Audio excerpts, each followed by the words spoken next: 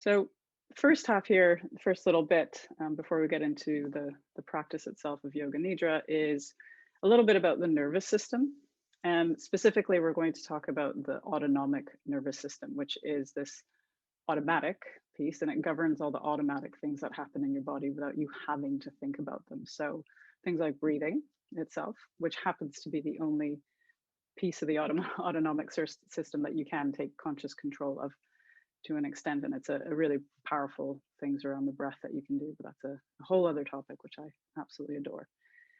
But the autonomic nervous system has two sides to it. There's one side called the sympathetic and one called the parasympathetic.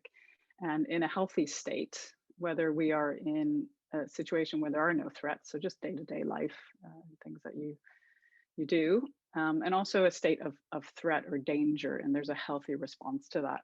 So the parasympathetic nervous system in day-to-day life, it's what kind of gets you moving. It's that side of the nervous system that is all about action, thinking, moving, doing things. If you're under threat or in danger, it's the part of the nervous system that gets you to fight or to run away. And that's a healthy response to a real and genuine threat, like being chased by a bear. I'm Canadian, so that's real. And then the parasympathetic nervous system is the other half or the other side of the coin.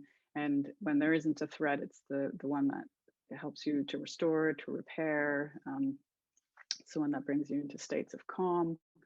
And then in the threat state, it's actually the last resort system. So it brings you into a state of freeze. And that's the most primitive response in our nervous system. And that's why it's the last resort. So it's kind of like when you see, it's related to the what we call the reptilian brain, which is the oldest bit. And it's if you ever see a little gecko on the wall somewhere you're traveling and they just absolutely freeze, they think that you can't see them.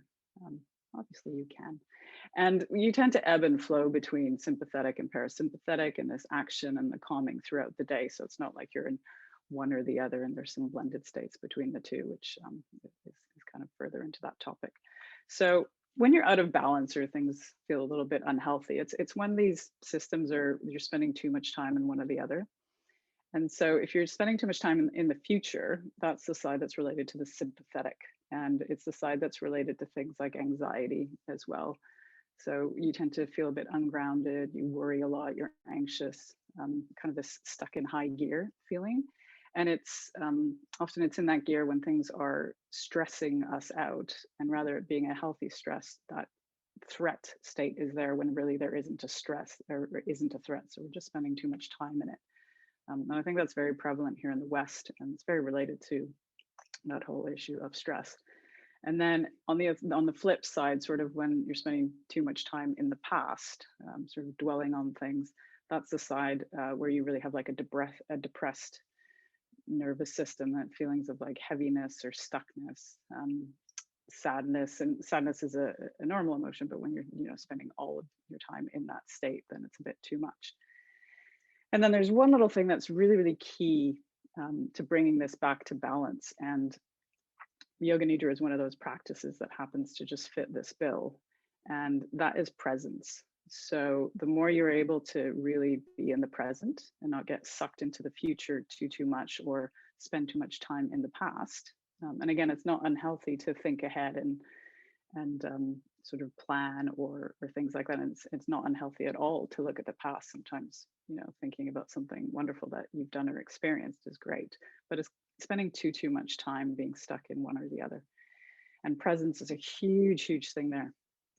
And so there are a lot of practices that are all about presence, and you'll find that a lot of the practices that are really about reducing stress are often very much about coming into presence. And so something as simple as just setting an intention. And when you set an intention, you're very much in the present moment. But then there's a whole host of things out there, like being in nature in general, and then specific things like you hear some people talking about things like forest bathing. So they like to just give them a name. And it's really just mindfully being in nature. Things from the East like Tai Chi and Qigong, which is incredibly mindful movement and working with moving with the breath and just bringing yourself into your body, really. And anything to do, there's a lot of practices around sound, singing. You can go to some of the Eastern ones, which are more around chanting, if anyone's ever done gong baths, you're laying on the ground and someone is effectively playing a whole sequence with gongs and chimes and things, and you can't be anywhere but in that space. It's an amazing experience. Nowadays, new things like sensory deprivation tanks and things like that. I've never tried it, but I hear it's pretty interesting. And then you've got this whole host of very topical things at the moment, like yoga, mindfulness, breath work, meditation. There's kind of all words that we're hearing a lot more here, but effectively all of those in their own way is really are just practices that are helping us be more present, be more sort of embodied, is a word you hear a lot. So Yoga Nidra just happens to be one of those practices, and there's tons of them out there. And even Yoga Nidra, you could hear it called a lot of different names. Like you might be, someone has a deep relaxation, a guided deep relaxation, that could very well be a Yoga Nidra practice. Doesn't have to be, but it often gets rebranded. And so one of the things around these practices is, and Yoga Nidra being one of them, they help you be in the present moment during the actual practice, but they also build up your natural capacity to stay in the present moment and to be present without really having to be in that practice itself or to be conscious of it. So it's just automatically, it's kind of rewiring your nervous system. And so a few things around Yoga Nidra, it's often called sleep-based, partly because you're doing it laying down, but also because you're really moving through the same brain waves as you do during sleep, but you're doing that in a conscious state. It's done in stillness. So you're often encouraged to be in complete stillness, although if you're ever uncomfortable, feel free to just shuffle yourself around. It's a guided practice. So you're following somebody's voice through some specific instructions. And there's this concept of going from the tangible to the intangible, which we'll talk about just a little bit more before we do the practice itself. And that's building up things like interoception and just an awareness, an internal awareness, and it really deepens. And back to the nervous system, you're really getting deeply, deeply into the parasympathetic. And really it's mirroring the effects of sleep. And there's been some studies done and they've seen that it's actually more potent than sleep effectively. So 20 minutes of Yoga Nidra or deep relaxation, guided deep relaxation is worth, X amount of sleep. It could be an hour or 2 hours. I'm not going to pin myself to a number because I don't remember what that actual study says. So the last thing here is it's rewiring your nervous system. Our nervous system is very plastic, and by that I just mean that it rewires itself constantly. When you learn new things, new connections are made, and it's kind of amazing. You hear this phrase neuroplasticity, which is used a lot these days, and it really, that's that concept of you can rewire yourself effectively. So the tangible, intangible bit, so there's this kind of Eastern framework that is used, and really frameworks are just there to help us understand. And this happens to be one used in the East, and it's used in yoga therapy, and it's one that I connect with in my own practice. And so the idea is you're going from the physical body, so the things that you can touch your arm, you can touch your hand, you can touch your lips, and then you're moving deeper and deeper. So the next bit is the energetic body, which is often associated with the breath. And there's this real sensation in the body when you're breathing and you really pay attention to the breath. And then going down into the lower mind, which is that kind of primitive part of the mind that we talked about. So the one that would govern something like freeze, and something more automatic where you're not thinking about it, but it happens in your body. And then the higher mind, which is really that human part of the mind, the big part of the brain that we have that other animals, they just don't have as big. And it's like the thinking, the creativity, sort of building up of wisdom and experiences and things like that. And then last but not least, one that probably doesn't really have this direct connection in the West, I would say, is the idea of consciousness, which often it can translate, if you're religious, there's a translation in it. If you're spiritual, there's kind of a connection and a mapping there. But in the West, in terms of science and medicine and stuff like that, there's no real direct connection on that piece. And so in terms of that connection in the West, the physical body piece is the body, energetic body is the systems, all those like cardiovascular, respiratory, your endocrine, which is your hormones, all of those systems are related to that layer. The lower mind, as I said, is that older brain, and the higher mind we call the newer brain, just because that's more around. And this consciousness piece, that one's, I always find that one super interesting, and how do you kind of connect with that idea of what that is? And one of the best examples I've ever come across or experienced is the first time that I really was aware of it was, if you, and you can go ahead and do this, if you just close your eyes for a moment, and then with your eyes closed, begin to say the word hello, but just in your head, quietly in your head, just repeating it. And then you can even imagine that you're shouting it in your head, and maybe whispering it lightly. And then the question that gets asked is, are you aware of that word hello? So effectively, it's almost like you're hearing it. And then the question that follows is, well, if you're aware and you're hearing that hello, then what is it that's actually hearing the hello? So it's that idea that you're not your thoughts. There's something that's a little bit separate from them that is can be aware of it if you kind of sit in that place. So that's the way I really like to connect and think of consciousness there. So if your eyes are closed, you can go ahead and open them. And then one of the last little pieces here is around brain waves. So this is the connection into sleep, and why is Yoga Nidra is often called yogic sleep. And so there's 5 basic brain waves that we are in different states. So one is gamma, and it's when you're thinking, deep thought or creativity, or you're doing something very cerebral, very much in the head. And then beta is we are awake and we're doing things, but they're not necessarily taking a lot of brain power. So you might be socializing or exercising, or just, doing some housework or whatever. But you're active, you're very awake, but you're not necessarily in really problem solving mode. Alpha is like that resting state. So imagine you're laying on the grass underneath a tree, staring up at the leaves in the sky, and you're awake, but you're pretty chilled out. And that's the alpha state. And then you've got theta, which is like this feeling of drowsiness. It's like that sense when you're drifting off to sleep. And then last but not least, delta, and that's really deep sleep. So you're unconscious in this state. And now sleep is unconscious, and the 2 brain waves they talk about, if you ever read up on stuff with sleep, is theta and delta. So that drowsiness piece, and then also the deep sleep piece. And the overlap, the sort of yogic sleep term that is used, and the reason it's used is because during Yoga Nidra, effectively, you were going through these different stages, these different brain waves. And the first one is one layer up from sleep itself, and that's the alpha. And that's when you're just starting to move towards being incredibly relaxed. And then you go towards theta and delta. But the difference here is that you're doing them as you're conscious. And that's the real difference between the two there, is that level of consciousness of the practice itself.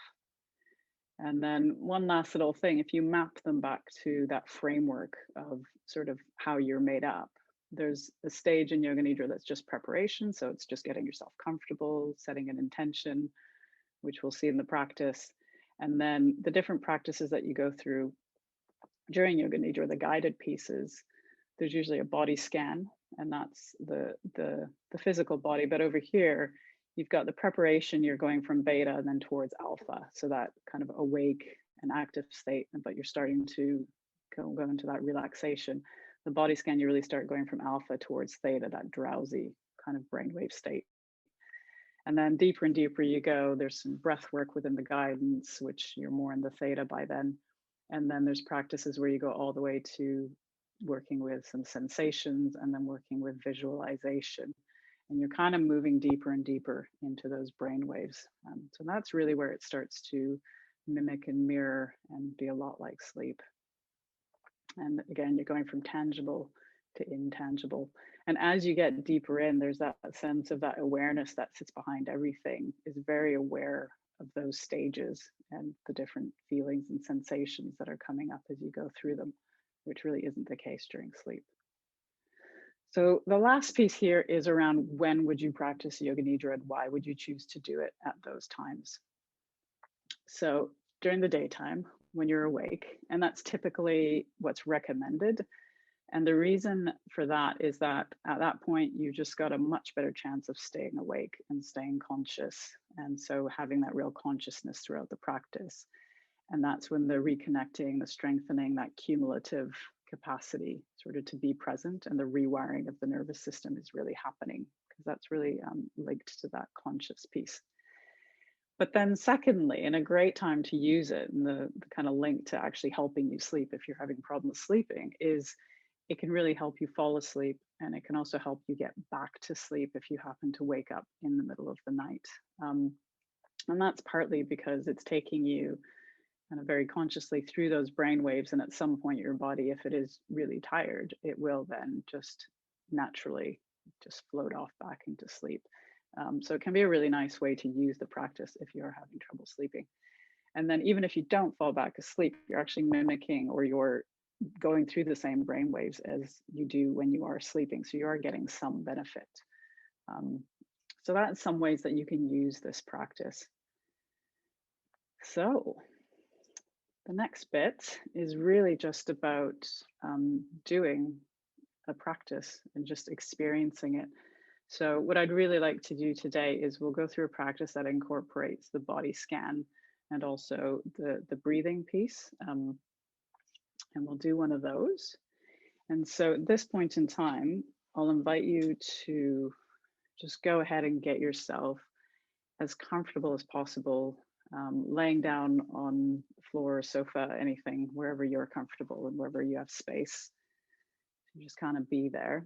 And if possible, be lying down in a space where you can part your arms out at your sides. And so we like to have those away from resting on the body, just because it gives us space to connect with different pieces as we're doing the body scan. If you've got cushions or pillows, feel free. It can be really nice to put a cushion or a pillow underneath the knees. And that really can help to just release through the lower back and the hips. So if you've got any lower back niggles, it can be quite nice to do that. Maybe a pillow under the head or the neck. And if you've got a blanket, or maybe even you have something extra there, you can place something softly over the eyes. If you've got the blanket, maybe place that over you. The body temperature can really get low as we go through these guided relaxations. And so it could be nice to start with a blanket on you. And then just go ahead and make yourself comfortable. Any last little adjustments that you want to make. And as I said before, if there's any point during the practice where you feel like moving, you're uncomfortable, feel free to do so. So we're trying to stay still, but don't sort of trade off a comfort for that stillness piece. And then if you've found your place of comfort and you haven't done so yet, you can go ahead and close the eyes.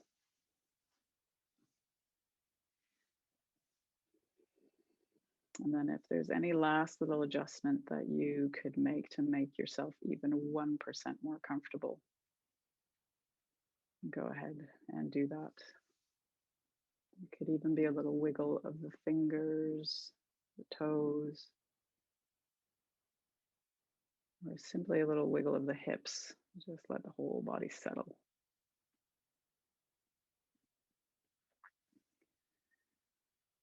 And then I'll invite you to begin to take nice, long, slow breaths. Breathe in through the nose, and maybe breathing out through the mouth again.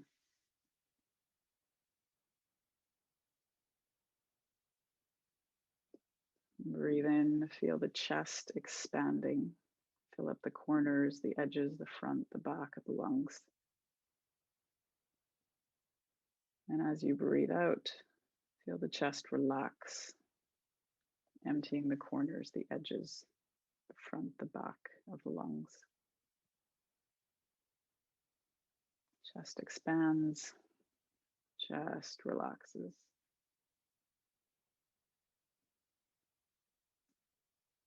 Breathe in and feel the belly rise. Breathe out and feel the belly fall. Belly rises, belly falls. And begin to let go of any conscious control of your breath. Let go of any worries or cares, simply letting them flow out of you with every breath.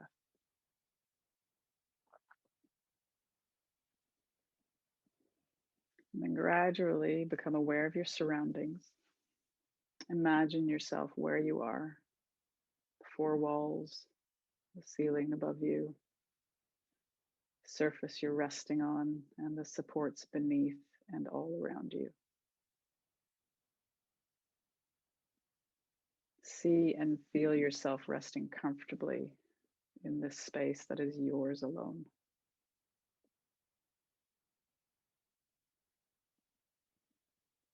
And now become aware of any of the sounds around you. Maybe just the gentle hum of the room or a tick of the clock.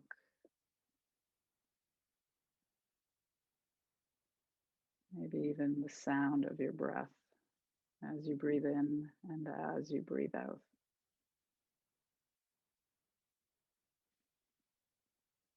And now become aware of my voice and rest your awareness on the sound of my voice.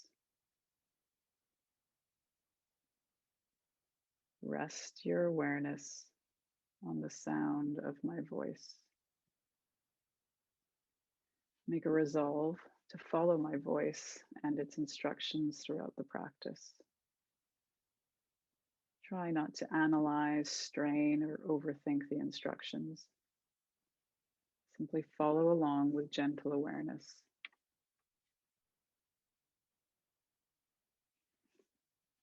And if at any point your thoughts do wander, that's okay. When you notice they have done so, simply and gently let your attention come back to the sound of my voice.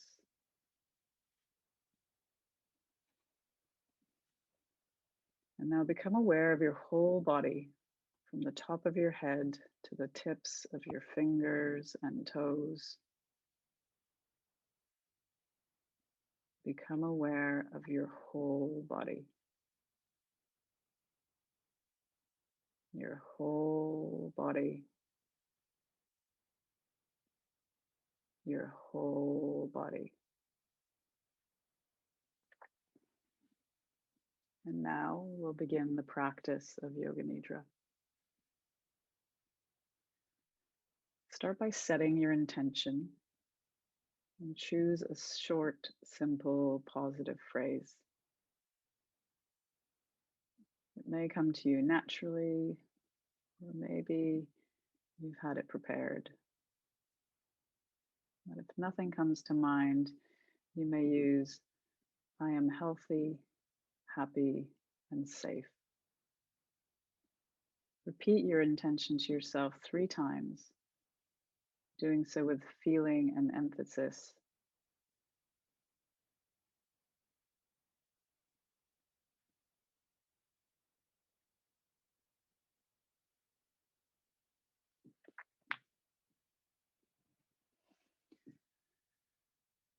Now we'll begin by rotating your consciousness, taking a little trip around your body. And as I name a part of the body, bring your awareness to that part and simply notice any sensations. We'll begin by moving our awareness through the right side of the body. Start by bringing your attention and awareness to the right hand thumb. The right hand thumb. Second finger. Third finger. Fourth finger. Fifth finger. Palm of the right hand. Back of the right hand. Right wrist. Right forearm. Elbow. upper arm, shoulder, right armpit, right side of the waist, right hip, thigh, knee, calf, ankle, right heel, sole of the right foot, top of the right foot,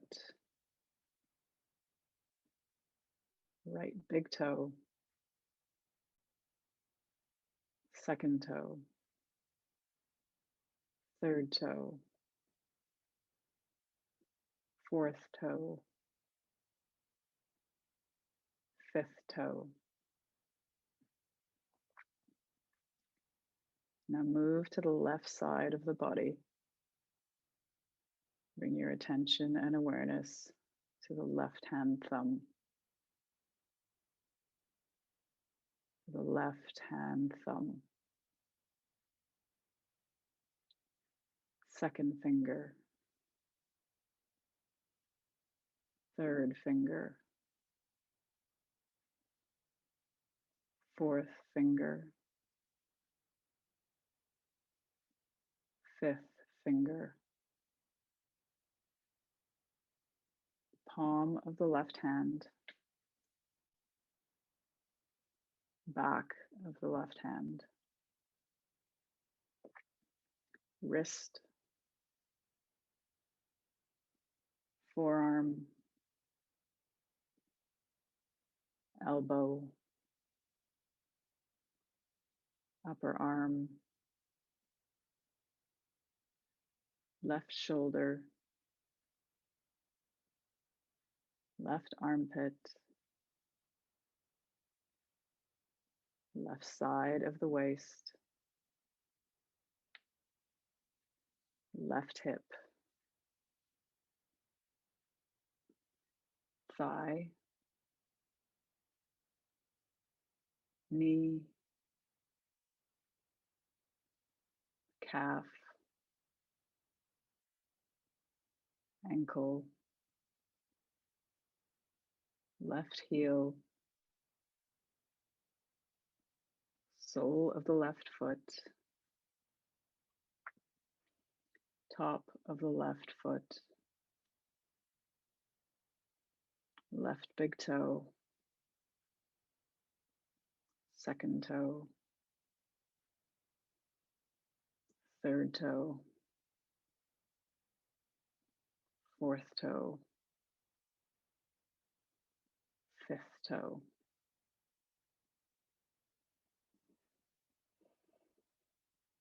Now bring your awareness and your attention to the top of the head, to the top of the head.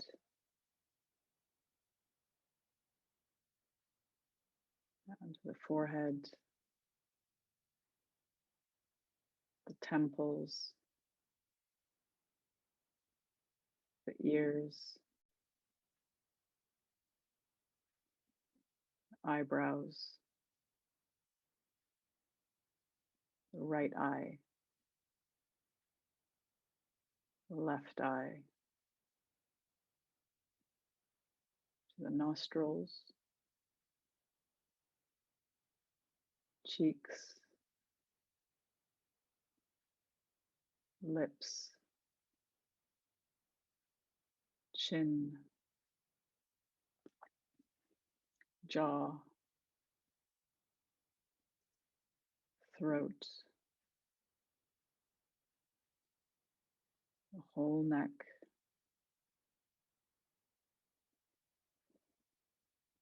the right collarbone, the left collarbone, the chest, the abdomen, the right groin, the left groin, and the pelvic floor, the whole right leg, the whole left leg, the whole right arm, the whole left arm, the whole face, the whole head, the whole torso, the whole body, the whole body, the whole body.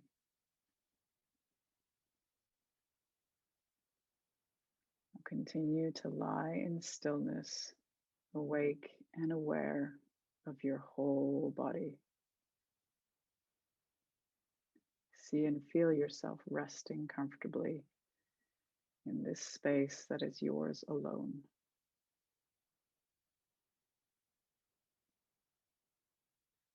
Now bring your attention to your breath and follow the natural rhythm as you breathe in and as you breathe out.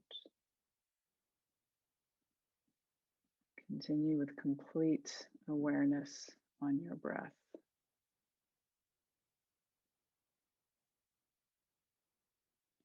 Now bring your attention to your chest, focusing your awareness at the heart center, and follow the natural rhythm of your breath here. Breathe in, feel the chest expand. Breathe out, feel the chest relax.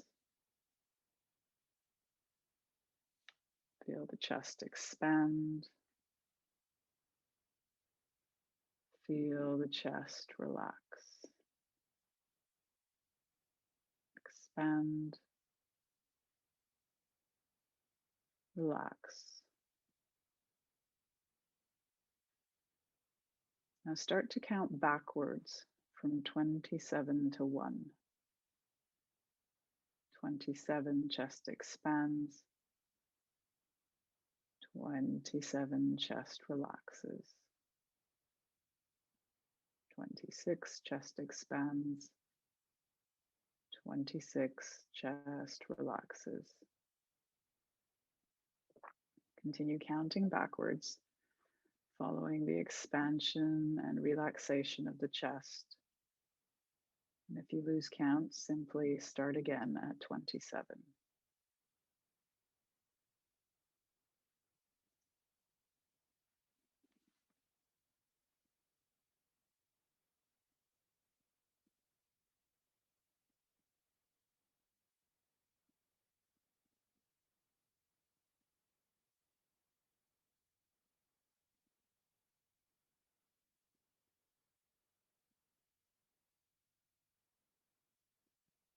Now bring your attention to the tip of your nostrils. Focus your awareness at the tip of your nostrils and follow the natural rhythm of your breath. As you breathe in, feel the coolness at the tip of your nostrils. And as you breathe out, feel the warmth at the tip of your nostrils. Breathe in coolness, breathe out warmth. Coolness, warmth. Follow the change in temperature as you breathe in and as you breathe out. And again, start to count backwards from 27 to 1. 27, coolness. 27, warmth. 26, coolness. 26, warmth. Continue counting backwards as you rest your attention at the tip of your nostrils. If you lose count, simply start again at 27.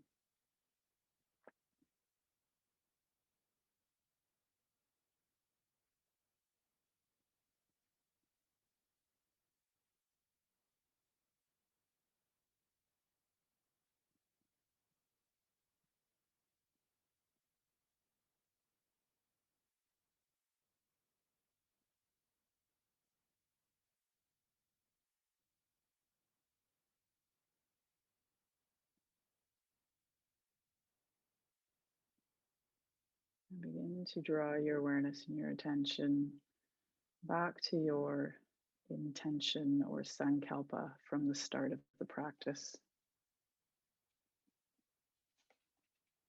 And once again, repeat it quietly in your mind 3 times.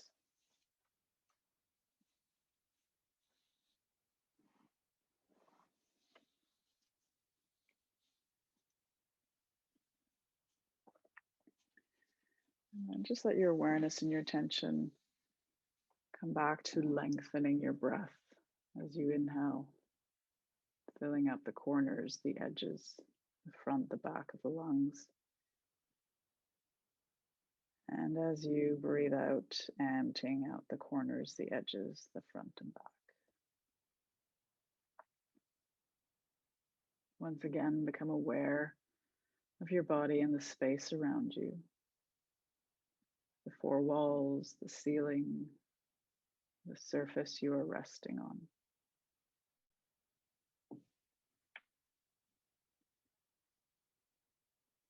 And then begin to find a little bit of movement. Again, a wiggle of the toes, a wiggle of the fingers. Maybe just a gentle roll of the head from side to side.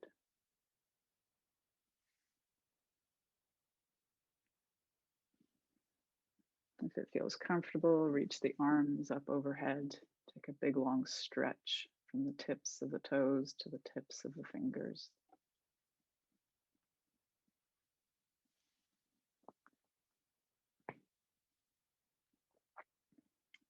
And then if you feel ready, go ahead and hug the knees into the chest. Maybe take a little rock from side to side.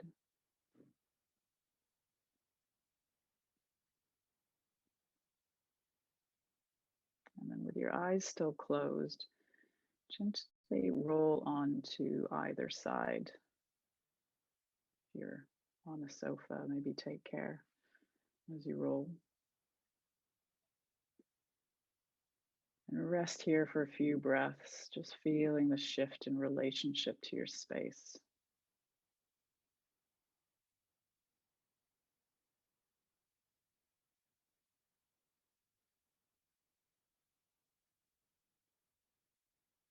And then, if possible, with your eyes still closed, start to make your way up to a sitting position.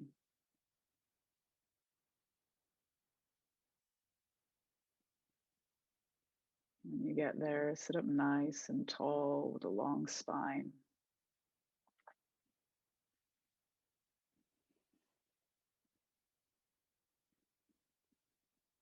And then go ahead and bring the left and the right palms together. And you can give them a little bit of a rub if you want a bit of extra warmth built up there.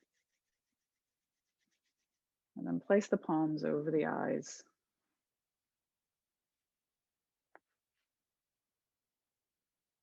And whenever you're feeling ready, start to gently blink the eyes open, spread the fingertips a little bit, and just let the light gently enter in slowly.